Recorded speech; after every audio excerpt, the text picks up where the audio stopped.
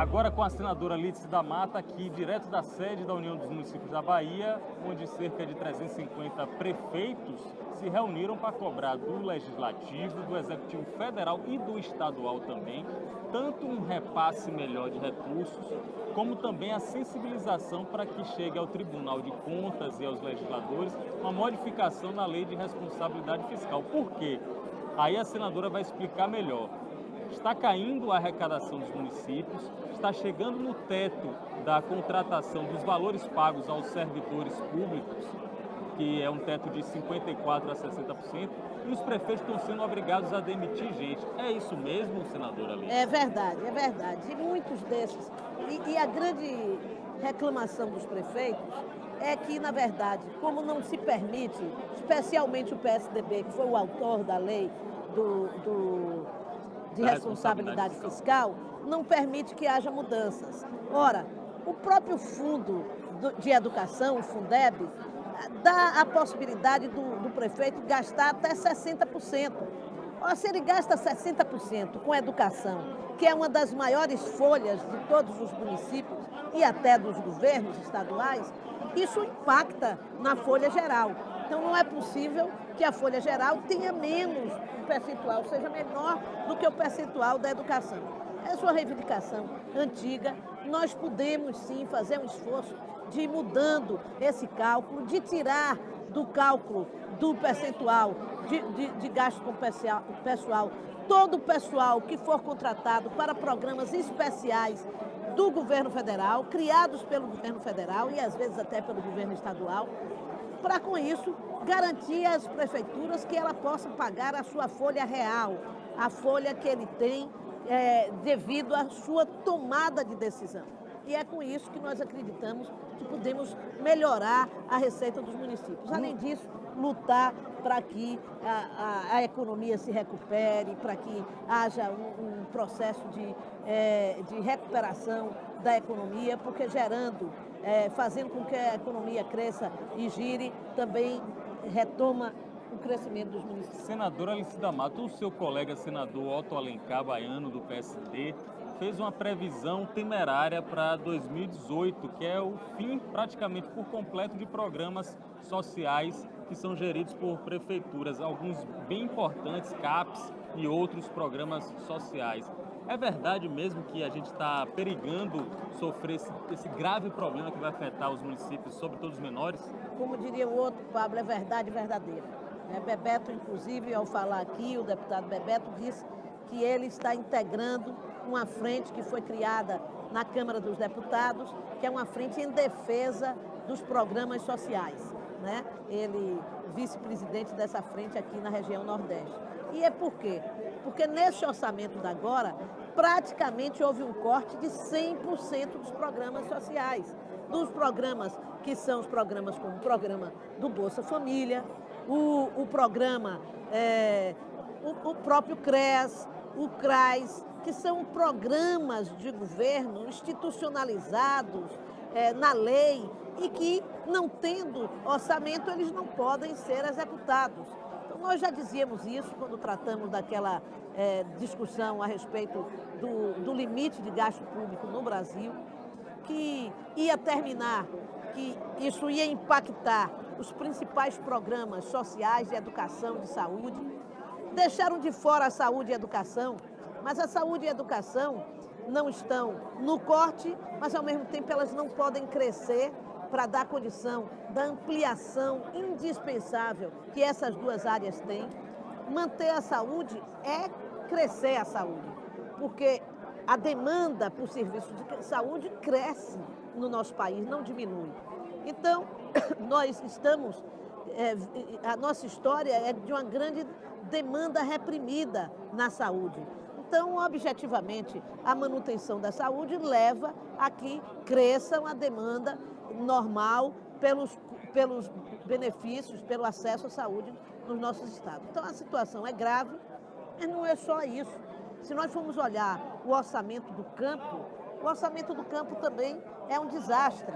O orçamento para estímulo, incentivo à reforma agrária é pequeníssimo. O orçamento para um programa que o o Otto falou aqui, por exemplo, o programa, o PAA, que é o programa de alimentos, de adquirir alimentos da agricultura familiar. O orçamento é uma coisa ridícula, que não dá para nada. Vai ser 3 milhões, né? Praticamente zerou. É para dizer que não, para não dizer que não zerou, botou lá 3 milhões, imagine, para se adquirir os alimentos produzidos pela agricultura familiar no estado inteiro, ou no país inteiro. Isso não é o gasto de uma grande cidade. Pode determinar, inclusive, por completo o fim, porque não vai ter mais. Sim, se você for para o Progera, que é um programa da educação no campo, aí também é desastroso o corte de recursos. Embora digam que não iam mexer na educação, estão mexendo sim em áreas e programas que são especiais na educação, como é o caso da educação do campo. Agora vamos falar sobre 2018. O pessoal costuma dizer que é em abril, que as coisas vão ficar melhor decididas, mas a senadora Alice da Mata já bateu pé firme que quer uma vaga sim para candidata à reeleição ao Senado Federal. Como é que estão as conversas da Alice da Mata com a base aliada ao governador Rui Costa? Olha, com a base aliada com os partidos, a gente dá apenas conhecimento do nosso pleito, porque cada um deles tem também os seus pleitos que são legítimos. É muita gente para pouca vaga. Muita gente para pouca vaga.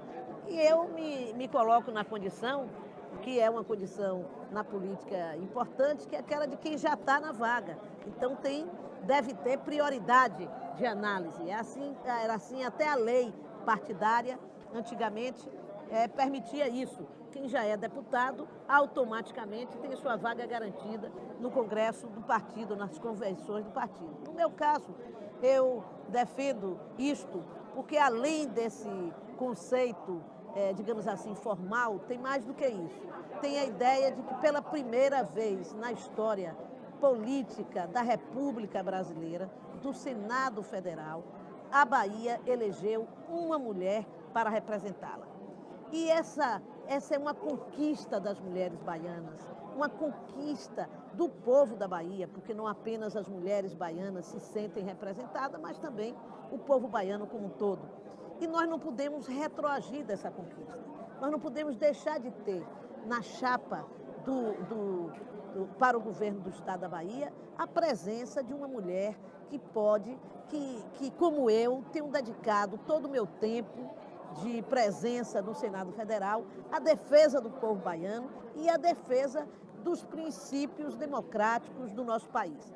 Da luta do povo trabalhador, do campo, da cidade, da luta para garantir recursos para a educação. Inclusive agora apresentei uma PEC, uma proposta de emenda constitucional para garantir que não se acabe o Fundeb, que tem o seu prazo extinto em 2020, mas além de não se acabar, colocando ele de volta na Constituição, que ele possa ser modificado, garantindo uma participação mais destacada do governo federal, da União, para ajudar os prefeitos a poder financiarem o crescimento da educação em nosso país. Porque quando não era obrigatório ter, aos 7 anos de idade, matricular a criança, o prefeito podia manobrar daqui para ali uma situação dessa, podia investir mais na educação, outro menos. Agora é obrigatório, agora é universal o direito de que aos 7 anos a criança esteja na escola. E a família que, por acaso, não matricular o seu filho, ela é penalizada pelo Estado. É um projeto da senadora Alice da Mata. Não, é preciso, portanto, garantir que a participação da União seja maior. Então, na minha PEC, eu tiro o que hoje é a participação da União de apenas 10% no financiamento do Fundeb, para que gradativamente vá crescendo e, ao final de 6 anos, seja o valor aumente para 50% de participação no financiamento do Fundo de Educação, da educação básica em nosso país. Isso faz com que saia de 12 milhões para 64 milhões a participação A gente vai discutir sobre isso, mas eu quero reprisar a pergunta sobre a candidatura ao Senado, porque é um fato importante e relevante que todo mundo está comentando. São muitas pessoas que estão colocando o nome. Eu vou citar alguns aqui, não sei se estou certo. O presidente da Assembleia Legislativa da Bahia, Ângelo Coronel, quer ser senador, já falou. Marcelo Nilo, ex-presidente, não sei se vai ser deputado federal, ou senador, já decidiu por deputado federal.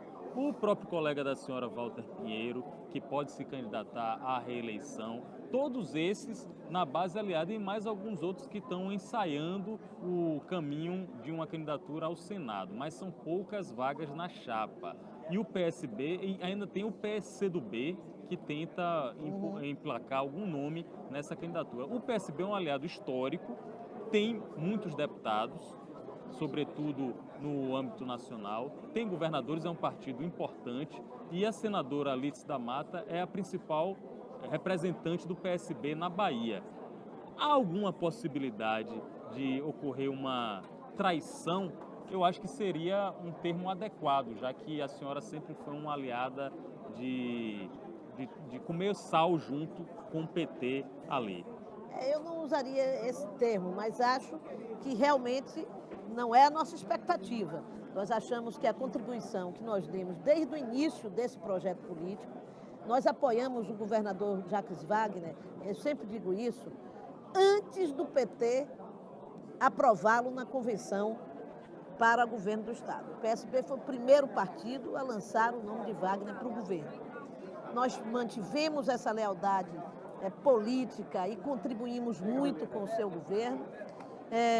Tivemos, em 2014, uma candidatura para garantir a candidatura nacional do partido, que foi importante, porque garantiu que, se houvesse segundo turno, certamente nós estaríamos com Rui, mas no segundo turno nós apoiamos a presidente Dilma aqui na Bahia, mesmo contra a vontade do Diretório Nacional do Eduardo partido. Campos não queria, né? Não, Eduardo já tinha não falecido, teve, mas tinha falecido. Antecipadamente ele mas não queria nenhuma Marina, aliança. Marina, que ficou como candidata, foi apoiar Aécio. Mas ele não queria nenhuma aliança enquanto estava vivo com o PT. Ele queria marcar a porque se ele quisesse, ele não teria o espaço de crescimento, né? Mas ele tinha uma relação muito grande com Lula, era muito reconhecido ao que o presidente Lula fez no seu estado, onde ele, além de pernambucano que era, tinha um carinho especial por Eduardo, um carinho público, chegou a se referir a Eduardo algumas vezes como um filho adotivo dele, até causando um certo ciúme na base do PT. Né? Então, o que Eduardo propôs em 2014, digamos assim, a divergência que ele tinha foi com o programa econômico da presidente Dilma, que ele tentou, ele colocou essas divergências ainda quando o governador veio aqui à Bahia, passou um réveillon com a presidente, a convite dela e a convite do governador Wagner à época, mas chegou a um nível em que ele considerou que não era mais possível, que era preciso colocar a posição do partido separada. Mas nós, quando saímos quando passou a eleição, voltamos no segundo turno, apoiamos a presidente Dilma e, desde então, defendemos o seu mandato no Congresso Nacional contra o impeachment, não apenas no nosso voto, não apenas no nosso discurso, mas no trabalho cotidiano de articulação da resistência dentro do Senado Federal. E, graças a Deus, o PSB Nacional teve a possibilidade de, após esse momento, decidir que, contra as reformas fundamentais que este governo Temer está tentando impor ao Brasil e que o PSB se pronunciou claramente contra a reforma trabalhista, contra a reforma da Previdência, contra a privatização da Eletrobras, contra a privatização da Chesf. Inclusive o coordenador, o presidente da frente contra a privatização da Chesf é o deputado Danilo Cabral, que é do nosso partido, porque essas são lutas históricas do PSB. Foi a privatização da Chesf, a luta contra a privatização da Chesf, que à época ele dizia a privatização do Rio São Francisco, foi uma luta histórica do governador Miguel Arraes. Então o PSB voltou, na minha opinião, nacionalmente, ao veio que é o seu veio natural, o veio da sua posição histórica, política, que é um partido de esquerda, onde cabem pessoas de centro-esquerda, pessoas democratas, mas que tem um programa claramente voltado para a defesa do povo brasileiro.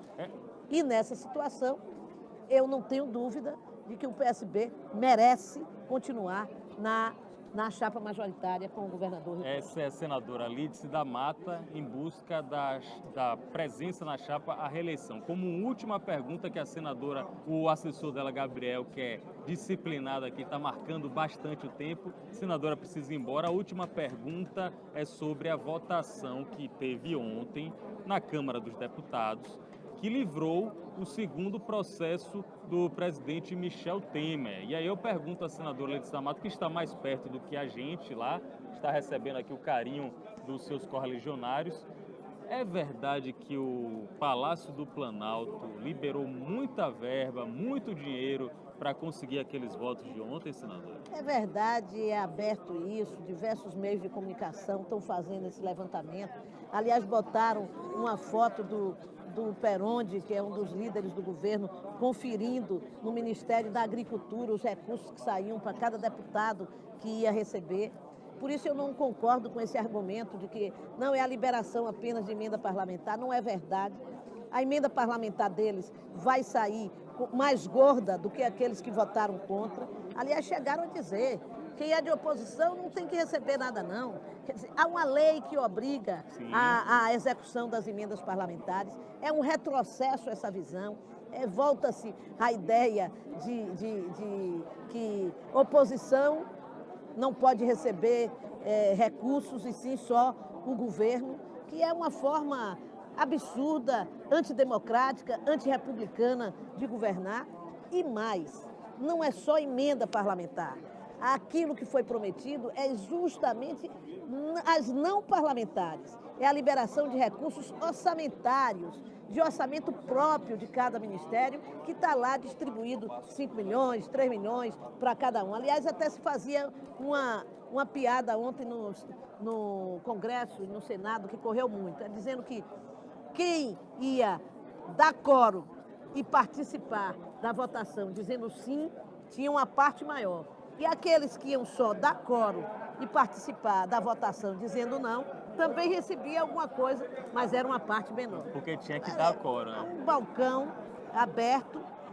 Infelizmente, um governo fraco, quem paga a conta do governo é sempre o povo, porque ele precisa, a cada votação importante, vai negociar alto. Por isso que nós não podemos permitir nenhuma reforma mais, porque, como está perto da eleição, eles não vão querer votar, porque ficam com medo do povo, e para isso vão trocar muito favor para poder aprovar as coisas do governo.